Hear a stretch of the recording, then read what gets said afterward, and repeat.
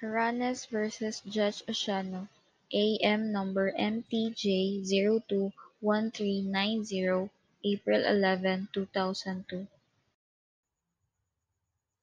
Before Judge Oceano started the ceremony, he carefully examined the documents and first refused to conduct the marriage and advised them to reset the date considering the absence of marriage license. Oceano is the presiding judge in Court of Balatan Camarines Sur. However, he solemnized the marriage of Haranes and Dominador in 2000 at the couple's residence in Nabua, Camarines Sur, which is outside his territorial jurisdiction and without marriage license.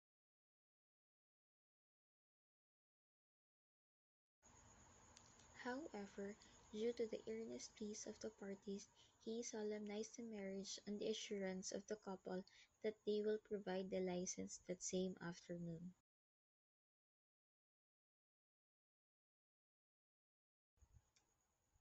Issue: Whether Judge Oceano is guilty of solemnizing a marriage without a duly issued marriage license and conducting it outside his territorial jurisdiction.